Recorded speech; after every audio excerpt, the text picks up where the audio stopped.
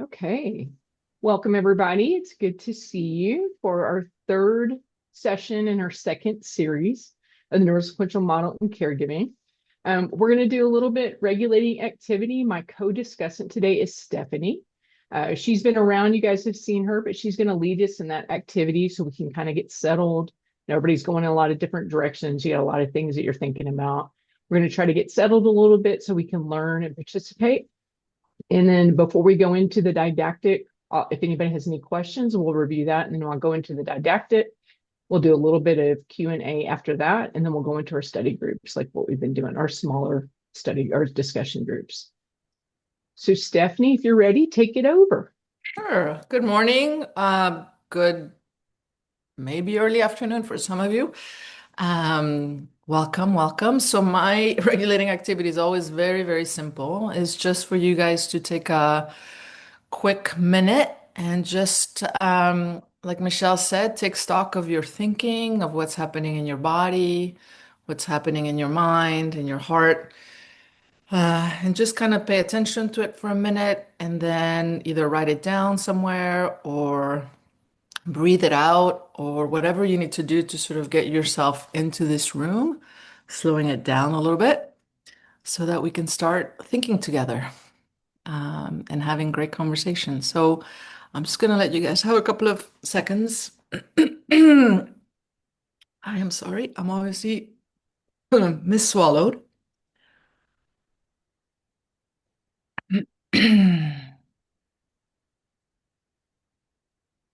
So usually in our groups, we tend to share what we need to sort of say out loud to kind of get us in the room. But for the interest of time, I'm just going to have you say it to yourselves or write it down for yourselves, and then we'll get going. All right. Thank you. So before I get started, I'm going to do a little review of what we discussed the past 2 weeks, and then we'll get into some new information. Does anybody have any questions or confusions you want to get out of the way before I get going? Nope. All right. Well, here we go. Forgot to share screen, didn't I?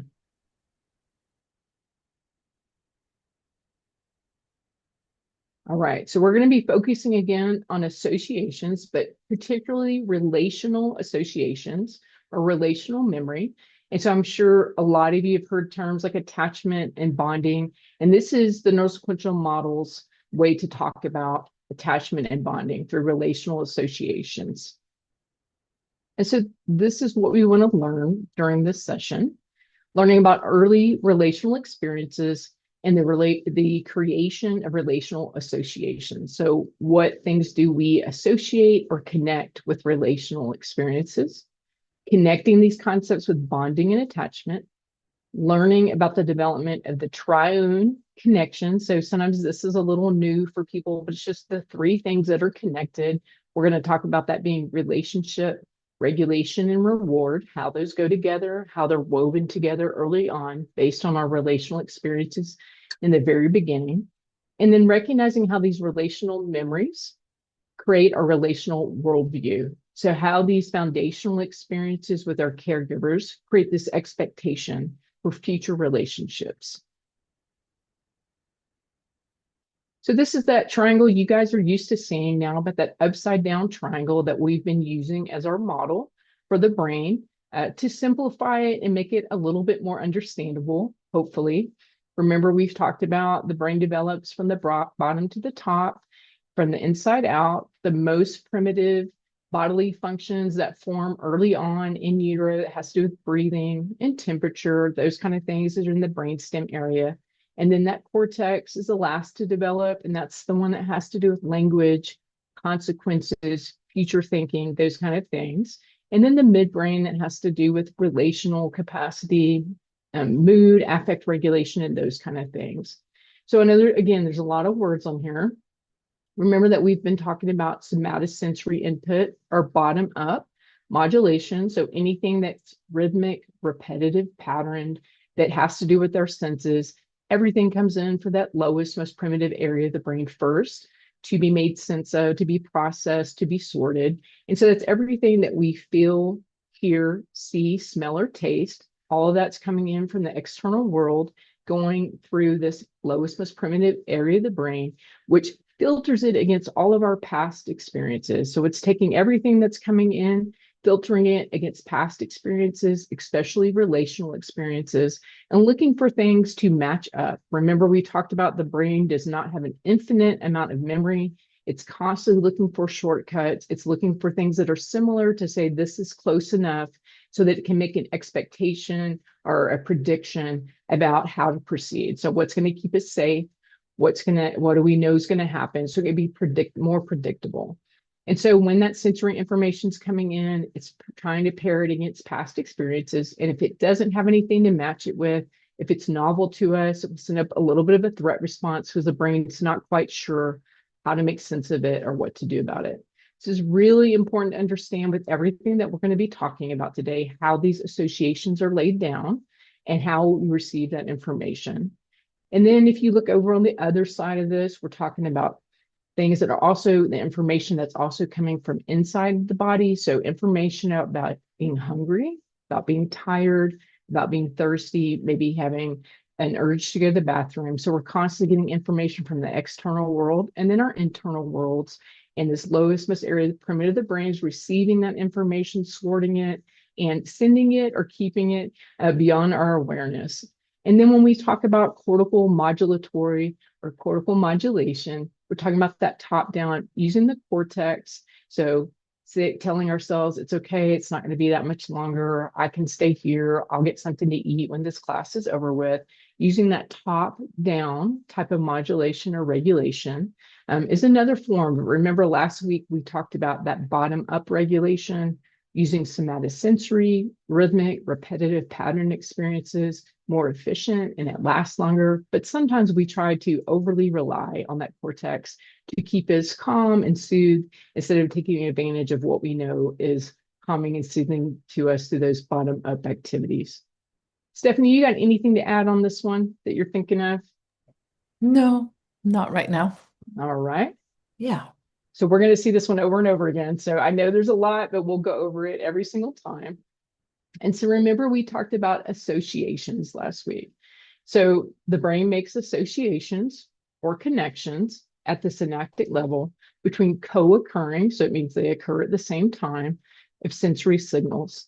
So things that come in at the same time, such as sights, sounds, and smells, will make an association or connection between those things. And so last week we talked about how we learn when we're young what a dog is, for example. So if a young infant, they have a dog in the family and they say, look, this is our dog. The dog is Jane. This is how the dog smells. This is how the dog sounds. This is how the dog feels. And pretty soon there's an association made between what the dog is and knowing that that's a dog. And then later on, extending that out to the world. So if you're out in your stroller and you see a dog out in the world, you realize that's a dog because you've had enough connections made that says that's a dog. And then finally, understanding that this capacity allows us to be able to develop, learn, and create images for the future. So if that night a book's being read to you and there's a dog that's mentioned in the book, you have an image of what a dog is because of those connections that have been laid down. But this can also make us vulnerable to false or inaccurate associations, creating fears of non-threatening objects. And so I think I gave the example last time that if I'm learning about a dog, I see a dog for the first time, and I sit down and I sit on a tack and I have a pain sensation. And the association could be made between the pain of that tack and the dog, even though the dog really had nothing to do with the pain that I experienced. And so we're going to talk today about how associations are made within relational interactions and how that can create sometimes a threat of other relational interactions based on those connections that have been laid down. So we're going to talk a lot more about that. So again, this slide has a lot on it. We're going to go through each piece of it. So a couple of times you're going to see these, we call them the paperclip mothers, but these heads that look kind of like a paperclip to represent this is a present, attentive, attuned, responsive caregiver responding to the needs of a child. So remember, we talked about a baby having a lot of needs, expresses a need. So the nervous system is activated. There's some kind of stressful incident. The baby needs to be changed or fed or is cold. And then that attentive caregiver response to that need and soothes that nervous system down is what we're hoping happens. And so this is how those associations are being built. So this idea that over here we have somatosensory cues again. If you think about when the caregiver responds to the baby, picks them up, holds them, maybe rocks to them, talks to them, sings to them. If you think about all the somatosensory information coming in, the smells, the sights, the sounds from the caregiver, and then the caregiver responds and either changes the diaper, feeds the baby, makes the baby warm again. So you can see how the primary caregiver is able to decrease that distress and increase a feeling of safety and pleasure. And so those things get connected. Those association gets made that my caregiver is regulating and safe and responsive, and pairs that with the information, the sensory information coming in, how the caregiver smells, how the caregiver sounds, the movement of the rocking, the warmth. And so this is just saying, talks about dopamine. That's what DA is, just a chemical that's released that is calming for us and rewarding for us. And so this is what is meant to be laid down. Remember when we talked about early on, especially at 0 to 3, those foundational neural pathways are being set, and these associations are being laid down between how our caregiver responds to us and how we are regulated by their responsiveness. Stephanie, you got anything on this one? Sure. I mean, I guess I just want to add, I think it's really important to think about it. These are like physiological associations. So they're not the baby's not thinking, oh, there's my Thoughts? mom and she's going to take care of me. Right. And the reason I say that is that that's what's so important because and I think, Dr. Brent does it beautiful. Think about the diaper change. There's about 10 a day. So in the first month of the baby's life, there are 300 opportunities for a form of interaction. So that's what we talk about repetition. So for a baby, it's not like, oh, mom's coming to change my diaper. They have a physiological sort of activation. I don't feel comfortable. I'm dirty. I'm uncomfortable.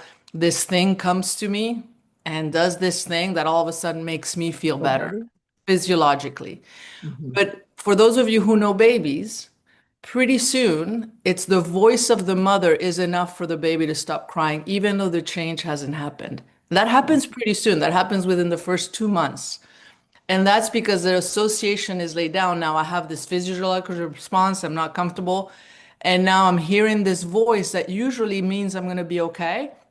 And so I can calm down already because I anticipate that I'm going to feel dry and comfortable. But it's all a bodily sensations. And so I think that's important because It we is. want to remember that that's the bottom up piece that we talk about a lot. So Yep. it's not triggers from like, oh, people. And so eventually when somebody smiles, you feel good because when you were a baby, when somebody smiled, you all of a sudden were fed, warmed, all those things. So it's sort of like the trickle down goes a long way.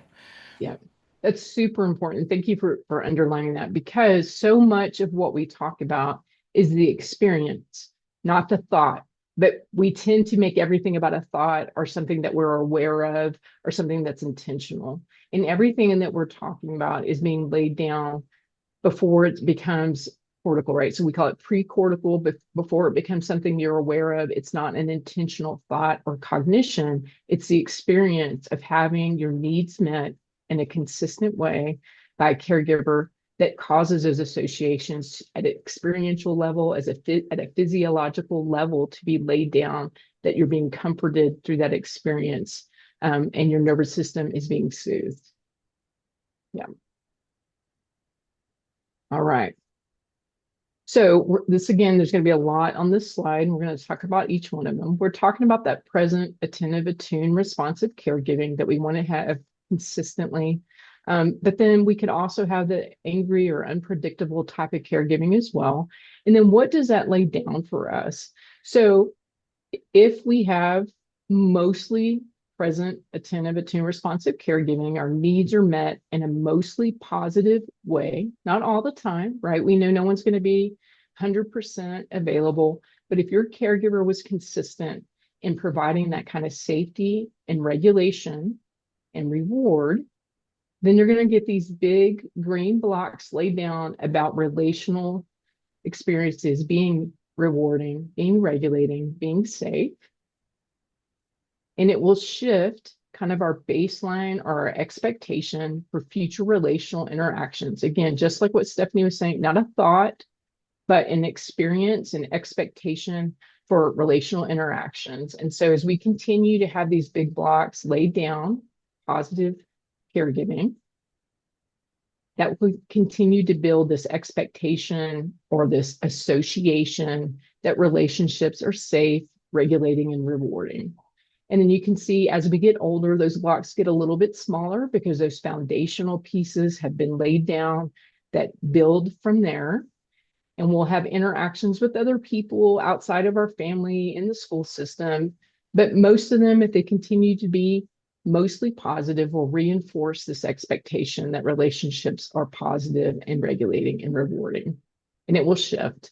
And because we've had that history and that expectation of relationships, we will interact with the world in a way that we expect good things to happen through relationship. We'll expect people to smile at us. We will smile at people. And then that causes us to have even more positive interactions with others. And again, it's more right this idea when people smile at you. So I've had a luck enough that I'm like on the green, I mean. So I'm fortunate in my early childhood. But so when I go into a different environment, like a classroom where I'm about to do a talk, if somebody smiles at me, that releases some dopamine. Like I'm like, Yes. oh, okay. And so that's what we're talking about. It's sort of these things that we're constantly scanning, right? When you're in novel environments, when you're around people. And so when somebody smiles at me, I'm fortunate enough that that makes me feel good because I've had this template where a smile, a certain facial feature is what what I always had before something good felt happened to me as a baby. So it's really profound, I think, because it's also the idea of how do we make the ability to make use of others, even though I don't know them, to soothe myself, because I have that sort of template, that physiological kind of tendency, right? Yeah. And it's familiar to you, which is the same way if you walked in and someone did not smile at you or actively frowned at you or made a face at you, you would have a little bit of a stress response to that, right? Because your expectation is that these relationships are going to be positive and rewarding. And when you were saying that, I was thinking about going to the Department of Motor Vehicles. Um, because it's just so stressful for everybody, right? So the staff, they were stressed and overwhelmed, and the people in line are stressed and overwhelmed. And so whenever I go, and then they have these terrible signs up that say, no profanity and no guns, right? And you're like, good grief, what has happened that we have to put these signs up at the DMV, right? And then they give you a number that's ambiguous so that you don't know where you are in line intentionally, right? So you don't know that you're 25 people behind or whatever. And so I was thinking about the same thing. Like you go in there and it's a totally different environment. It's very tense. People are very stressed, a lot of stress on people's faces. And so I always have this, apprehension when I go in there because it is not the typical inviting, warm, oh, come sit down and talk to us kind of environment that you're hoping for when you go into a room. Yeah. All right. A lot more blocks. Okay.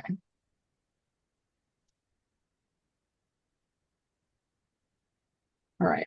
So this again are those paperclip mothers or those caregivers that we were talking about. And the green is showing how when you have that present, attentive, attuned, responsive caregiving in a consistent and predictable way, that is rewarding, and it becomes rewarding for the caregiver and for the child. And so again, we're talking about the associations or connections being made between relationships, being regulating and rewarding. So they relieve our stress and they give us a sensation of pleasure. But you can also have that unpredictable or angry or absent parent who is not able, for whatever reason, maybe it was not given to them, maybe they're in their own overwhelming stress, they don't have enough support themselves. But when the baby expresses a need, they show up with anger or irritability. They might be rough in the way that they handle the child. They might use harsh language. They might be loud. But instead of activating that and a stress response that's calmed, it actually causes it to increase. So it increases that stress level or that threat level because the caregiver is not able to provide that comfort and meet the need in the way that the baby needs. And then you could have a mother who is present but is depressed, is overwhelmed, and so it's not actually present emotionally, is not able to engage and be attuned with the child. So even though the mother might be available, physically picking the child up or doing the kind of things, kind of the foundational needs are being met, but the emotional connectedness is not available to the child. So the child does not get any kind of reward, any kind of activation through the relationship itself. And then you might have a mother who is maybe doing more, more than one thing at a time, maybe looking at their phone, maybe not, again, holding the baby, or maybe sitting next to the baby, putting the baby in a chair, but not actually engaged relationally with the baby. And so they're not getting these, again, these rewarding interactions with the caregiver. Anything else, Stephanie? No, I mean, I think the very disengaged mother of infants, there's all this research where babies just all of a sudden start to wither away, like literally. Yeah, So this is really kind of just as sort of negative as if it's sort of this, because there's nothing going on. So when we think about what we need for our brains to develop is a lot of sort of stimulation and sensory input. So yeah, just hold all these possibilities, and it's usually a combination of all these. of these. Hmm. And then, and so such an important point, because again, our survival, especially when we're babies and infants, is dependent upon our caregiver. And so when we don't have any activation or any attachment or presence of our caregiver, we feel alone, right? And again, not it's a thought that we're alone, it's the experience of being alone. And for us as social beings, to be alone is the most terrifying, most threatening, most vulnerable place to be. And so when Stephanie's using the term withering, it really is that being not being seen, not being felt by another human being, then tells us we aren't there, right? We are not being seen, we're not being known, which what is the most stressful thing for us to be is by ourselves when we're that vulnerable and we're reliant upon our caregivers for our survival. So this again is showing, instead of having that present, attentive, attuned, responsive caregiving, we have the angry or absent, frustrated, and overwhelmed caregiver. And so when a need is expressed by the baby, the caregiver might be aggressive, they might be loud, they might shake the baby, but the stress response system is activated and does not get soothed, and rather it may be increased or continue because the caregiver's response, instead of relieving its stress, causes it to be activated more. And so we have fear and confusion instead of a feeling of pleasure. And it continues to activate that stress response system. And so if you think about, again, those somatosensory cues, so what kind of information is coming in with that caregiver's response, the sound of the voice, maybe being left alone, maybe being handled harshly, what kind of cues based on how this caregiver is responding is made association with being more stressed, being more overwhelmed, and not being relieved of that physiological distress. And so again, these associations are being laid down at this neural level, at this physiological level, that says that caregiving, our relationships are dysregulating, are unsafe, and therefore that reward is not present for us, even those things are meant to be laid down together. Anything else on this one? A lot. So when you think about, again, looking at how our relational expectations, our relational memories laid down, and we just looked at when you had that present, attentive, attuned, responsive caregiver, how it creates this positive expectation that relationships are rewarding and regulating to us, then of course the opposite also can happen. So when you have that absent, angry, or unpredictable caregiver, these blocks that we're seeing being laid down, these huge foundational blocks are being laid down that creates an expectation for relationships to be unsafe, dysregulating, and unpredictable. And so again, the bigger blocks being laid down early on when we are more, it's a more sensitive period for us to be affected by our relationships and our experiences. And it will shift our expectation of what interactions are going to be like. And so if I have this experience in my history that says that relationships are unsafe and dysregulating to me, then I'll have expectations when I go into other relationships that they will be dysregulating and unsafe for me.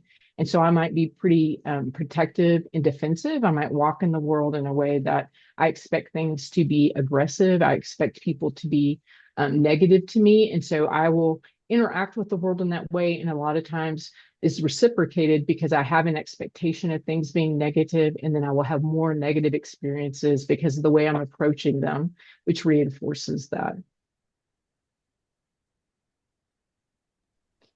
And Michelle, as you're talking about that, the other thing I think of is that when we don't have this expectation, when someone's trying to be kind, we will often elicit behavior to try and recreate that template with the negative relational interaction. Yeah, And thinking about how that plays out as we're building those templates, what we do to recreate what feels familiar to us as well. right. And so, just like we were talking before about if you walk into a room and you've had a history of pretty positive, regulating, rewarding relational experiences, and you expect that someone smiles at you and they do, and then that is soothing to you. Same kind of thing. If my experience of relationships had been unsafe and dysregulating, and then someone is kind to me or wants to smile at me or touch my arm, it does not have the same comforting effect or soothing effect because that association has not been laid down for me. The association for me with touch, the association for me with any kind of interaction has been unsafe and dysregulating. And so, again, we are looking to predict what's going to happen so that we feel like we know how to respond. And when something doesn't occur the way we expect, it's a little bit of a stress response for us. It sends us into this threat response because the brain doesn't know how to make that prediction in order to know how to respond. And so often what we see is there will be some attempts, again, not at the cognitive level, not that says, I am trying to get you to respond to me in a way that I'm familiar with, but there will be certain behaviors that try to elicit a familiar response because that is what makes us feel safe, which I know sounds contradictory when you think about it as coming from unsafe situations or harmful situations. But if you flip it the other way around and you think about you're used to things being safe, you're used to things being predictable, and then someone treats you very different from that, how that alarms you, it's this for the same reasons because you have a familiarity and an expectation of what's going to happen. And when it's not matched, there's a stress response that's set up because the brain doesn't know what to do with that information.